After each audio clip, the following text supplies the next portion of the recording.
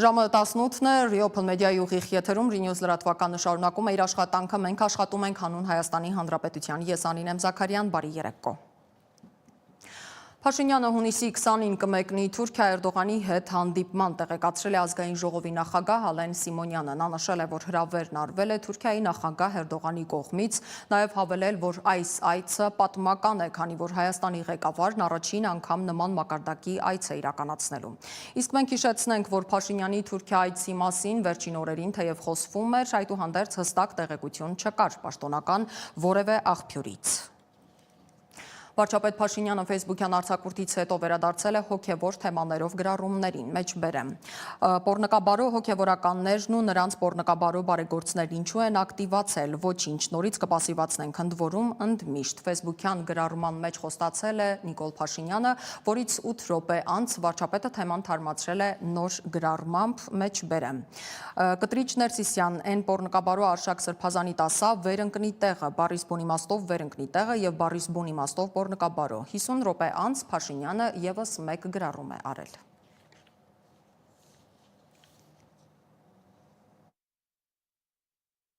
Երբևիցե հարցրել եք կաթողիկոսին կամ որևիցե սրբազանին, այնուամենայնիվ երեխա ունի, թե չունի։ Ես մի հարց եմ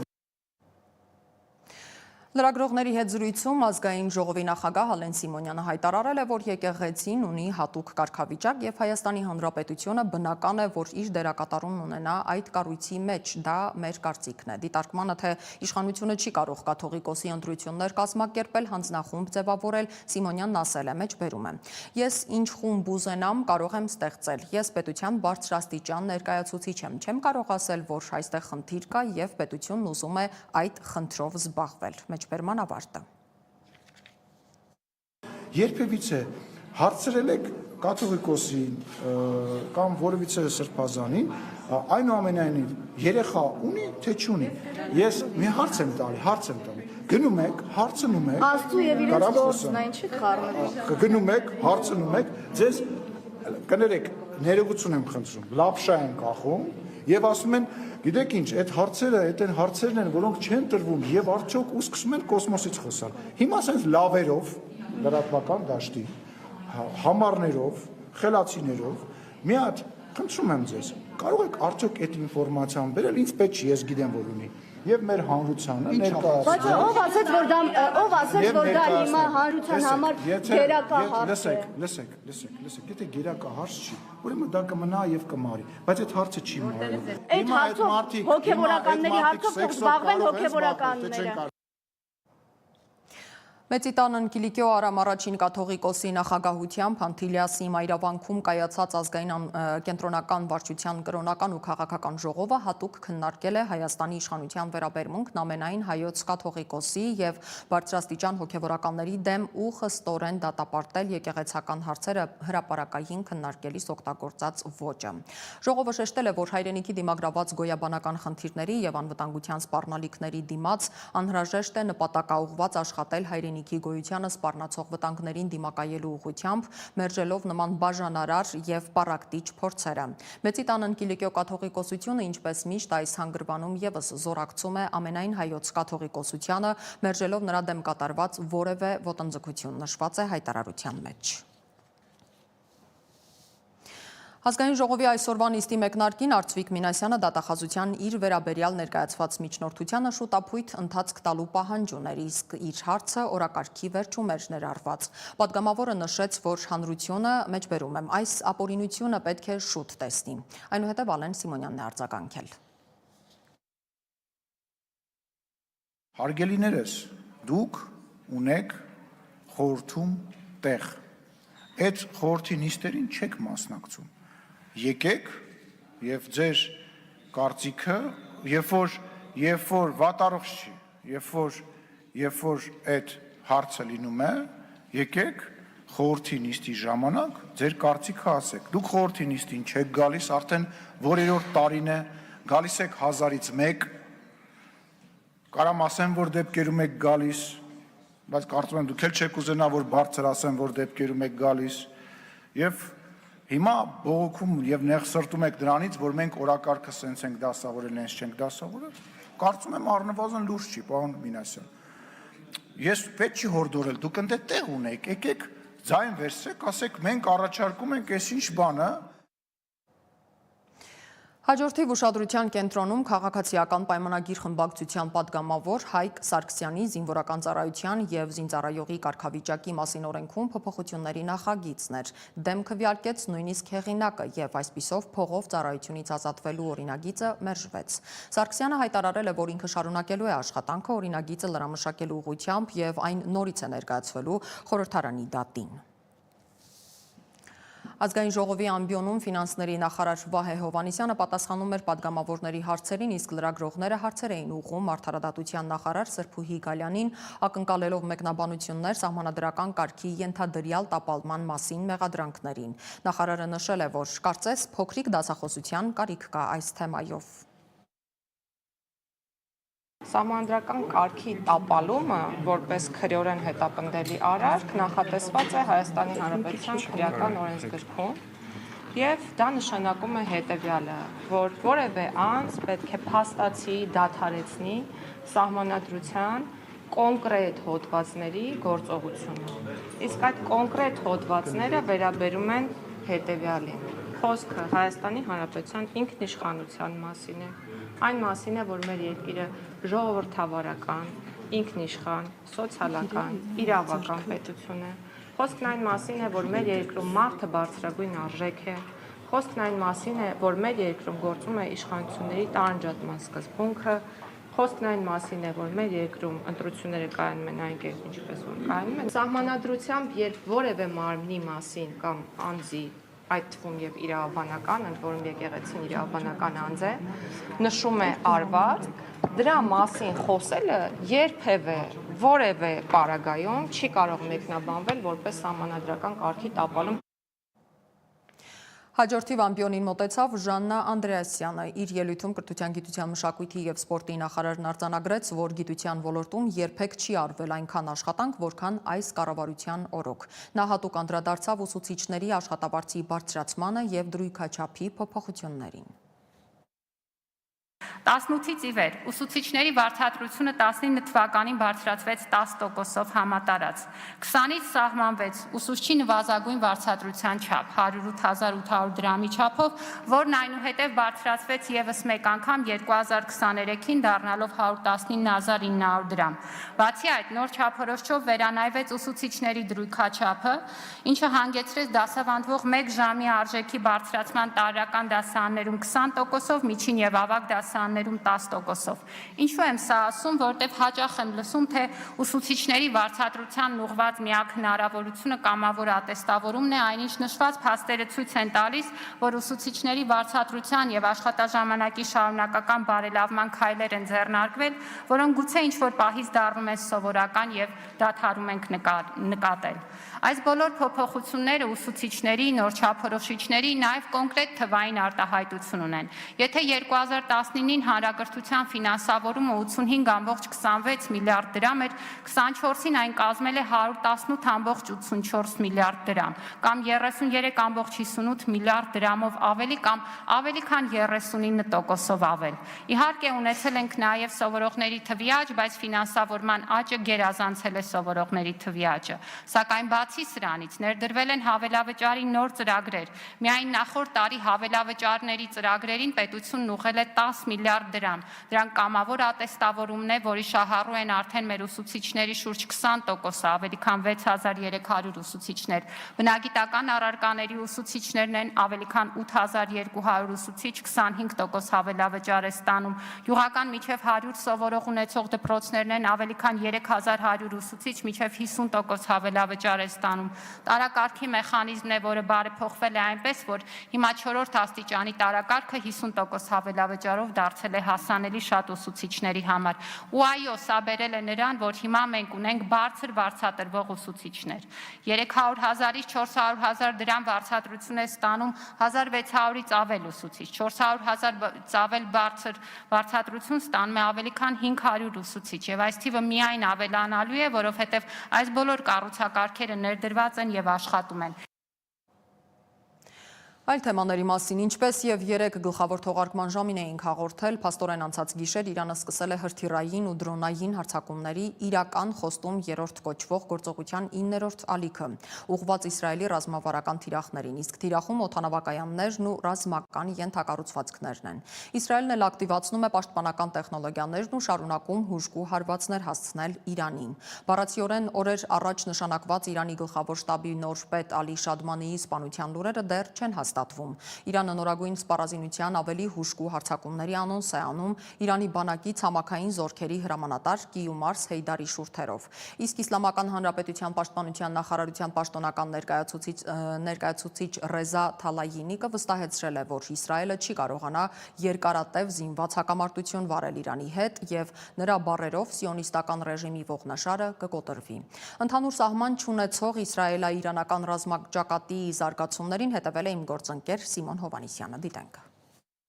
Երեկուշ երեկոյան Իսլամական հեղափոխության պահապանների կորպուսը հրթիռային հարձակումների նոր ալիք է սկսել Իսրայելի դեմ։ Ըստ Թաստիմ գործակալության կորպուսի օդատիեզերական ուժերը բազմաթիվ բալիստիկ հրթիռներ են արձակել օկուպացված տարածքների խորքում գտնվող կարևոր եւ ռազմավարական թիրախների վրա։ Իրական խոստում 3-րդ գործողության 9-րդ ալիքը կտևի մինչև լուսաբաց եւ կկրի համակցված բնույթ հրթիռների եւ հարվածային դրոնների համատեղ գրոհով, հայտարարել է Իրանի Իսլամական հեղափոխության պահապանների կորպուսի խոսնակ գեներալ Ալի Մոհամմադ Նայինին։ Գործողության ընթացքում Իրանի զորքերը զանգվածային հրթիռային եւ անօդաչու թռչող սարքերի հարված են հասցրել Հայֆային եւ Թել Ավիվին։ Իրանը հարյուրավոր հրթիռներ է արձակել Իսրայելի վրա, մինչև այդ ուղարկելով 140 դրոն։ Հայֆայի նավթավերամշակման գործարանի վրա Իրանի հրթիռային հարվածից 3 մարդ է զոհվել։ Ձեռնարկությունը շարքից դուրս է եկել։ Իրանի օդատիեզերական ուժերը ներկայացրել են Իրանի նորագույն Շահեդ 107 կամիկաձե անօդաչու թռչող սարքը։ Դրոնը կարող է թռչել ավելի քան 1500 կիլոմետր։ Հեղափոխության պահապանների կորպուսը հայտարարել է, որ դրան զանգվածային կիրառումը կարող է զգալի վնաս հասցնել Իսրայելի օդային պաշտպանության հնարավորություններին, իսկ Իրանի հակաօդային պաշտպանության ուժերը ոչնչացրել են եւս մեկ իսրայելական գերժամանակակից F-35 կործանիչ, որը խոցվել է Թավրիզի մոտ։ Այն Իրանի ռազմաօդային ուժերի խոցած 4-րդ F-35 կործանիչն է։ Իսրայելն առաջին անգամ սկսել է օգտագործել լազերային հակաօդային պաշտպանության համակարգը, երկաթե ճառագայթը, իրանական հրթիռներն ու անօդաչու թռչող սարքերը որսալու համար։ Վարչապետ Բենյամին Նեթանյահուն հայտարարել է, որ պաշտպանության բանակը ոչնչացրել է հսկայական քանակությամբ արձակման կայաններ եւ ընդհանուր առմամբ իրանական դրոնների պաշարի կեսը։ Նեթանյահուն ասել է, որ խոսել է Ֆրանսիայի եւ Մեծ Բրիտանիայի ղեկավարների հետ եւ կա պատրաստակամություն օգնելու խոցելու իրանական հրթիռները։ Իսրայելի ռազմաօդային ուժերը գիշերը մի քանի խոշոր հարվածներ են հասցրել Իրանի արևմուտքում գտնվող իրանական ռազմական թիրախներին, հայտնել է բանակի մամուլի ծառայությունը։ Հարվածներ են հասցրել երկիր դասի հրթիռների տասնյակ կայանքների եւ զինապահեսների։ Իսրայելում Մեծ Բրիտանիայի դեսպանատունը հորդորել է Իսրայելում եւ Պաղեստինում գտնվող իր քաղաքացիներին Եգիպտոսի սահմանով հեռանալ Իսրայելից։ Ավելի ուշ նման կոչեր ամերիկացիներին հղել Միացյալ Նահանգների պետքարտուղարությունը։ Իրենց քաղաքացիների տարհանումն Իսրայելից սկսել են Լեհաստանը եւ Գերմանիան Հորդանանի մայրաքաղաք Ամանի միջոցով։ Այսօր առավոտվանից արդեն հայտնի դարձավ Իրանի զինված ուժերի շտաբի պետ Ալի Շամդանիի մահվան մասին։ Նա մի քանի օր էր հասցրել պաշտոնավարել, իսկ Իրանի բանակի ցամաքային զորքերի հրամանատար Կիյումարս Հեյդարին հայտնել է, որ Թեհրանն առաջիկա ժամերին լայնածավալ հարձակում կսկսի Իսրայելի վրա օգտագործելով նոր զենքեր։ Մինչդեռ Ամերիկայում Իսրայելի դեսպան Յեչիել Լեյթերն ասել է, որ Իսրայելը նոր գործողություն է պատրաստել Իրանի դեմ։ Մենք մի քանի անակնկալ ենք պատրաստել, երբ փոշին նստի, հինգշաբթի եւ ուրբաթ օրերին կտեսնեք որոշ անակնկալներ, ասել է Լեյթերը։ Փոխադարձաբար Իրանը հայտնել է Իսրայելի Հերզիլա քաղաքում Մոսադի շենքի վրա հրթիռային հարվածի մասին։ Իսրայելի ռազմական հետախուզության գլիլոտ բազան Թել Ավիվի արվարձանում ենթարկվել է Իրանի Իսլամական հեղափոխության պահապանների կորպուսի հրթիռային հարվածին։ Իրանական SNN հեռուստաալիքի հավաստիացմամբ գրոհի է ենթարկվել Իսրայելի ռազմական հետախուզության կարևոր լոգիստիկ կենտրոնը։ Իրանական հրթիռները հարվածել են Թել Ավիվի մոտ գտնվող Իսրայելի հետախուզական ծառայության Մոսադի կենտրոնակայանին, հաղորդել է Թասնիմ գործակալությունը։ Իրանի ափերի մոտ Օմանի ծոցում այրվում է 3 նավ, հաղորդել է իրանական Press TV-ն։ Այրվող նավերը գտնվում են Հորմուզի նեղուցի մոտ, որը Պարսից ծոցի երկրներից նավթի եւ գազի արտահանման հիմնական ուղին է։ Հեռուստաալիքը չի նշել միջադեպի պատճառները։ Իրանի տարածքային ջրերում նավերին հասցված իսրայելական հարվածների մասին չի տեղեկացվել։ Ամերիկայի Միացյալ Նահանգների ռազմածովային ուժերի ավիակիր հարավային խումբը Նիմից միջուկային ավիակրի գլխավորությամբ շտաբ ուղևորվել է Մերձավոր Արևելք հարավչինական ծովից, հաղորդում է Fox News հեռուստաալիքը, հղում անելով ամերիկացի պաշտոնյայի։ Սիմոն Հովանիսյան, Reopen Media։ Ամերիկայի Միացյալ Նահանգների նախագահ Դոնալդ Թրամփը G7-ից հեռացել է ժամանակից շուտ։ Նա նաև Թեհրանից շտապ տարհանման կոչ է արել եւ նշել, որ իրանցիները ի վերջո ստիպված են լինելու գործարք կնքել։ Իրանցիները Թրամփի կոչն անարձագանք չեն թողել, պատրաստ են բանակցությունների սեղանին նստել Միացյալ Նահանգների հետ միայն այն ժամանակ, երբ Իսրայելը դադարեցնի ռազմական գործողությունները։ Ուրանի հարստացմամբ ըստ Վաշինգտոնի Իրանը հատում է կարմիր գծերը, իսկ միջազգային մամուլի հաղորդմամբ գերտերությունները ջանք չեն խնայում Իրանի հետ բանակցություններ վարելու հարցում։ Քաթարն ու Օմանը նույնպես խաղի մեջ են։ Ռուսաստանի Դաշնության արտաքին գերատեսչությունը եւս չի լռում։ Այս աշխարհաքաղաքական թնջուկը փորձենք բացել հաջորդիվ ներկայացվող ռեպորտաժում։ Բոլորը պետք է անհապաղ լքեն Թեհրանը։ Այսպես իրանցիներին իր X-Siege-ից տարհանման հրաման է տալիս Թրամփը ու Իսրայելի հրթիռների սպառնալիքի տակ պահանջում ստորագրել միջուկային գործարքը։ Ինչպիսի ամոթ եւ անիմաստ զոհեր, բարձ ասած, Իրանը չի կարող միջուկային զենք ունենալ։ Ես դա ասում եմ կրկին ու կրկին։ Իսկ հետո Պենտագոնի ղեկավարը ուղիղ եթերում հաստատում է Միացյալ Նահանգները անհամբեր սպասում է իր պայմաններով գործարքի ստորագրմանը։ Նախագահ Թրամփը շարունակում է ձգտել միջուկային գործարքի։ Իհարկե, եւ մենք անկեղծորեն հույս ունենք, որ հենց դա էլ տեղի կունենա։ Իդեպ Թրամփն այնքան զբաղված է Իրան-Իսրայել սրված հակամարտությամբ, որ Կանադայում ստիպված է եղել մի քանի ժամով ներկա լինել G7-ի գագաթնաժողովին։ Հասցրել է մասնակցել նկարվելու պաշտոնական արարողությանը ու հետո տեսախցիկների առաջ էլ հրաժեշտ է տվել։ Հասկանալի պատճառներով ես պետք է արդեն վերադառնամ։ Մինչև դա ԱՄՆ նախագահը խոսել էր լրագրողների հետ ու ասել, որ իր համոզմամբ Իրանը չի հաղթում այս պատերազմում։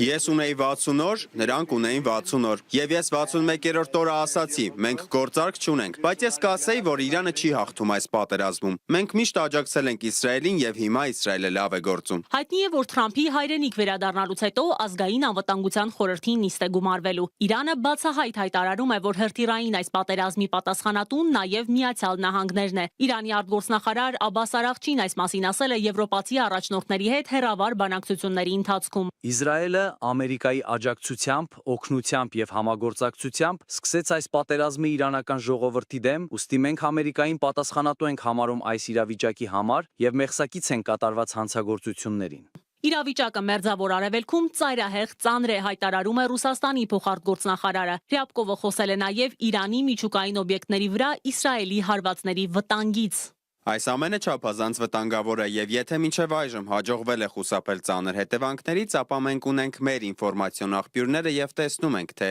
ինչ են հաղորդում ՄԱԳԱՏԵ-ի ներկայացուցիչները այս թեմայով։ Այս ֆոնին իրանցի պաշտոնյաները ըստ Washington Post-ի միջնորդներին փոխանցել են, որ պատրաստ են վերսկսել միջուկային գործարքի շուրջ բանակցությունները միայն այն բանից հետո, երբ Իսրայելը դադարեցնի իր հարձակումները։ Լիլիթ Մուրադյան, Reopen Media։ Ատոմային էներգիայի միջազգային գործակալության տնօրեն Ռաֆայել Գրոսին հայտարարել է, որ Իսրայելի հարվածների հետևանքով Իրանի Նաթանզի ուրանի հարստացման գործարանի ցենտրիֆուգները լրջորեն վնասվել, գուցե եւ ոչնչացվել են։ Գրոսի տվյալներով ցենտրիֆուգները գտնվում են գետնի տակ եւ անմիջականորեն հարվածի չեն ենթարկվել, սակայն հավանաբար վնասվել են էլեկտրաէներգիայի անջատումների պատճառով։ Ըստ նրա, օբյեկտի վերգետնյա հատվածն ամբողջությամբ ոչնչացվել է իսրայելական հարձակումների ժամանակ։ Գրոսի տվյալով Սպահանի միջուկային կենտրոնը նույնպես վնասվել է, 4 շենք մասամբ հավերվել։ Ֆորդոյի ուրանի հարստացման գործարանը չի վնասվել։ Ալիևի ռեժիմը նույնպես դերակատարում ունի Թավրիզի ռմբակոծության գործում, հայտարարել է իրանցի քաղաքագետ Սալար Սեյֆը։ Ըստ նրա, Ադրբեջանը թույլ է տվել ռադարային վերահսկողության խախտում Գաբալայի ռադիոտեղորոշիչ կենտրոնում, որը հանձնել է Իսրայելի կառավարմանը։ Նա պնդում է, որ Թավրիզի վրա իսրայելական անօդաչու թռչող սարքեր են արձակվել Նախիջևանից եւ Ղարաբաղից։ Ըստ Սալար Սեյֆի, Ադրբեջանը դիվերսիոն գործակալների ձեռքով Թավրիզում իրականացրել է լրտեսական եւ հետախուզական գործունեություն։ Ադրբեջանում աճող իրանական տրամադրությունների մասին մեր հիմնական թողարկմանը Դիանա Կարապետյանի ռեպորտաժում։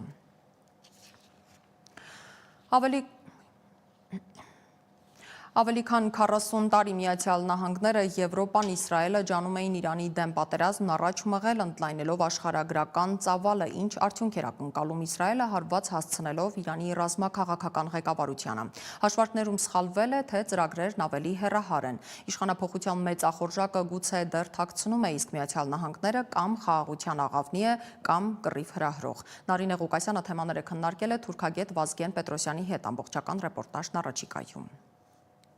Միացյալ Նահանգները ելնելով համաշխարհային իրավիճակից Գերմանիայի, Ֆրանսիայի, Անգլիայի, Բելգիայի հետ միասին միանալով Իսրայելի ուժերին, միգուցե իրենք հարված հասցնեն իրանական ատոմային կենտրոններին, միգուցե։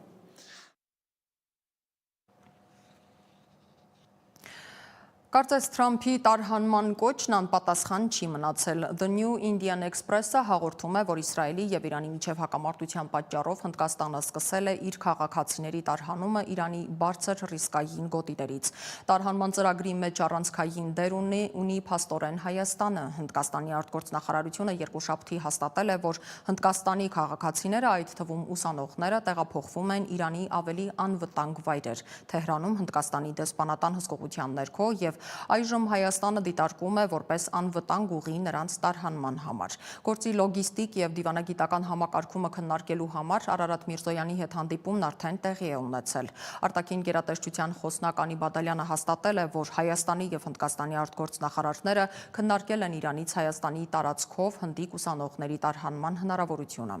Հայաստանի կողմից ցուցաբերվել է համապատասխան աջակցություն, նշել է նա։ Հայաստանում Միացյալ Նահանգների դեսպանատունն իր քաղաքացիներին հորդորում է զգուշություն ցուցաբերել Իսրայելը-իրանական հակամարտության ֆոնին։ Դեսպանատան տարածած հաղորդագրությունում կարդում ենք, որ հորդորում են խուսափել Իրանի կառավարության հետ կապված հայտնի վայրերից, այդ թվում Երևանում Իրանի դեսպանատնից, Սյունիքում Իրանի հյուպատոսությունից, Իրանի առևտրի կենտրոնից եւ Կապույտ մզկիթից։ Դեսպանատունը հորդորում է խուսափել ցույցերից եւ մեծ հավաքներից, հետեւել տեղական լրատվամիջոցների հրապարակումներին։ Ռուսական գիշերային հարձակման հետևանքով Կիևում ավերվել են բնակելի տներ, զոհերի թիվը 14-ն է, վիրավորները 55-ն են, հայտնում է Կիևի քաղաքապետ Վիտալի Կլիչկոն։ Ռուսաստանի պաշտպանության նախարարությունը հայտնում է, որ խմբային հարված է հասցվել բարձր ճշգրտության զենքով, օդային, ցամաքային եւ ծովային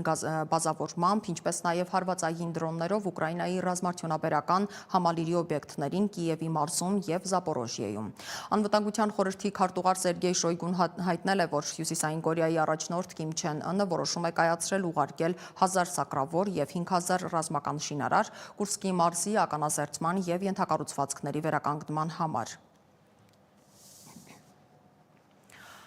Ամերիկայի Միացյալ Նահանգների նախագահը հայտարարել է, որ Ռուսաստանին մեծ ութնյակից հեռացնելը սխալ էր։ Հենց այս փաստի հետ էլ նա կապում է ռուս-ուկրաինական պատերազմը եւ առանձնակի շեշտում, որ եթե 4 տարի առաջ ինքը նախագահ լիներ, Ռուսաստանը լայնածավալ գործողություններ չէր սկսի Ուկրաինայի դեմ։ Հիմա կարճ ժամանակագրություն։ Ռուսաստանը մեծ ութնյակից դուրս մնաց 2014 թվականին Ղրիմի միացումից հետո։ 2017-ին Կրեմլը որոշեց ընդմիշտ լքել խումբը, իսկ G8-ը վերածվեց G7-ի։ 2018-ին Թրամփի G7-ին միանալու առաջարկին արտգործնախարար Սերգեյ Լավրովն արձագանքեց հետաքրքրության իսպառ բացակայությամբ։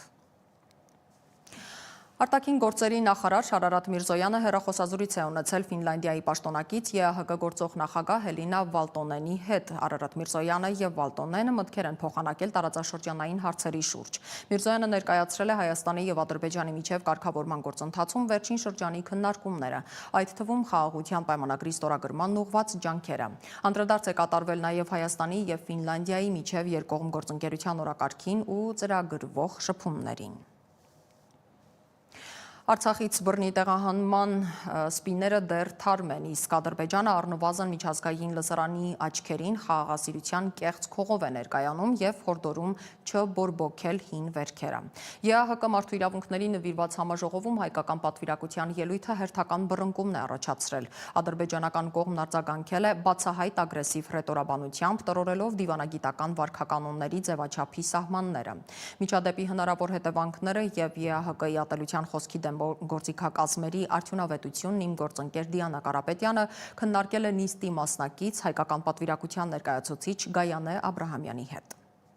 Վիեննայում ԵԱՀԿ հովանու ներքո անցկացվող մարդու իրավունքներին նվիրված համաժողովում հայկական պատվիրակությունը վերհանեց Արցախի հայության նկատմամբ իրականացված բռնի տեղահանության, էթնիկ զտման եւ ատելության պետական քաղաքականության փաստերն ու հետևանքները։ Ադրբեջանի ներկայացուցիչները սկզբում հորդորում էին անցյալի վերքերը չշոշափել եւ կենտրոնանալ ապագայի վրա, սակայն այդ խաղաղասիրական հռետորաբանությունը երկար չտևեց։ Երկօրյա համաժողովի երկրորդ օրը ադրբեջանցի բանախոսներից մեկը, կորցնելով ինքնատիրապետում բացահայտ սպառնալիք հնչեցրեց հայկական կողմի հասցեին։ Այս հայտարարությունը սանձարձակ էր նաև նրանով, չնայած այսպիսի նարատիվներ իրենք արդեն 2023-ից հետո անընդհատ էին շրջանառում, ընդ որում երբ արցախցիների հետ խոսում ենք, բոլորն են հստակ փաստում եւ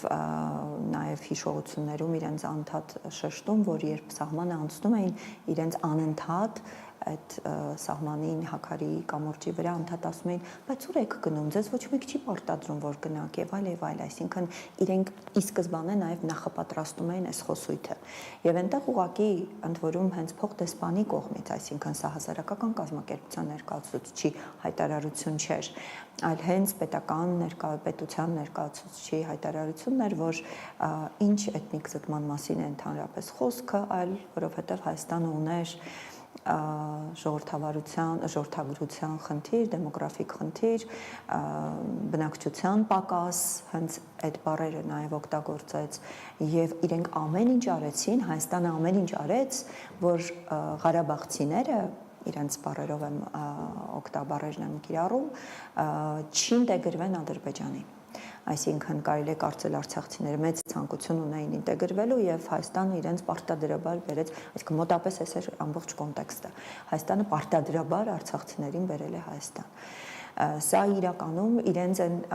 չստացված արդարացումներ։ Այս արտահայտությունը ոչ միայն ցնցող էր, այլ նաև ամբողջությամբ պատրեց Ադրբեջանի փափուկ ուժի կեղծ դիմակը։ Արձագանքը անմիջապես հնչեց Հայաստանի դեսպանատան ներկայացուցչի, ինչպես նաև քաղաքացիական հասարակության ներկայացուցիչ Գայանե Աբրահամյանի կողմից։ Շատ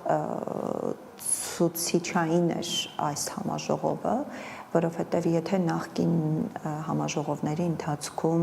սովորաբար խուսափում էին, սովորաբար ավելի մեղմ բառապաշար էին կիրառում, այստեղ շատ այդպես սանձարձակ էին եւ ագրեսիվ։ Իսկ արդյոք ունի ԵԱՀԿ-ն գործիքակազմ նմանատիպ բացահայտ ատելության խոսքի դեմ պայքարելու համար։ Աբրահամյանը անդրադառնալով այդ հնարավորությանը նշեց, որ այսօր ԵԱՀԿ-ի ձեռքի տակ առկա գործիքները հիմնականում խորհրդատվական բնույթ ունեն։ Այդ նույն ներկայացուցիչը մեզ ասաց, եթե պատերազմ եք ուզում, հաջորդ պատերազմը կլինի Հայաստանում եւ այդ ժամանակ հաջորդ պատերազմի ընթացքում Հայաստանը կկորցնի իր սուվերենությունը ընդհանրապես եւ մենք, իր խոսքերն եմ մեջ բերում, եւ մենք թուրքական թեյ կխմենք Կապույտ մզկիթում։ Սա իհարկե հստակ ուժի սպառնալիք էր, երբ ես իմ պատասխանում ուղղակի ասացի եւ կոչ արեցի մոդերատորին, կազմակերպիչներին, որ մեխանիզմ պիտի ունենաք ուղղակի դադարեցնելու նման ելույթներ, այսինքն անձը իրավունք չունի շարունակել նման ատելության խոսք եւ սա ատելության խոսք էլ չէր անգամ, այսինքն ուժի սպառնալիք էր, որը ուղղակիորեն հակասում է ԵԱՀԿ-ի Հելսինկյան եզրափակիչ ակտին, որի համար նաև այդ ամբողջ հավաքն էր։ Եվ ցավալիորեն ընդամենը կոչ էր արվում մնալ կոռեկտության սահմաններում, ընդ որում այդ նույն կոչի ինձ արվեց։ Այս միջադեպը ցուցադրեց, որ խաղաղության լեզուն եւ պատերազմի սպառնալիքը Ադրբեջանում հաճախ նույնացվում են մեկ եւ նույն դեմքով, եւ որքան էլ փորձեն դրանք փաթեթավորել քաղաքացիական դիվանագիտության անվան տակ, միջազգային հարթակները երբեմն դառնում են այն վայրերը, որտեղ ռեժիմի իրական նպատակը բացահայտվում է հենց իր ներկայացուցիչների միջոցով։ Դիանա Կարապետյան, Գևորգ Սիանոսյան, Ստեփան Տիգրանյան, Reopen Media։ Կառավարությունից հայտարարում են Իրանի տարածքով հայկական բեռների տեղափոխման խնդիրներ կան, տնտեսագետներն ահազանգում են որոշ ապրանքատեսակների հնարավոր սղության մասին։ Դիտենք ռեպորտաժը։ Նախորդ շաբաթավերջին Իրան-Իսրայել սրված հակամարտությունը, որպես տարածաշրջանային լարվածության աղբյուր, անմիջական ազդեցություն է ունենում Հայաստանի առևտրատնտեսական վիճակի վրա։ Կառավարությունից հայտարարում են, Իրանի տարածքով հայկական բեռների տեղափոխման խնդիրներ կան, տուժում են ինչպես ներկրողները, այնպես էլ արտահանողները։ Ցավոք սրտի պետք է արձանագրեմ, որ հակամարտության այս քանի օրերի ընթացքում բնականաբար որոշակի խնդիրներ մեր տնտեսվարողները արդեն իսկ ունեն, մի շարք բեռներ կան, որոնք որ հիմա Բանդարաբաս նավահանգստում կանգնած են, դեռ դուրս չեն եկել, մի շարք բեռներ ճանապարհներին են կանգնած եւ բնականաբար եւ մենք արտահանման հետ կապված ունենք խնդիրներ եւ մեր ներմուծողները, որոնք Իրանից կամ Իրանի տարածքով այլ երկրներից ներմուծում են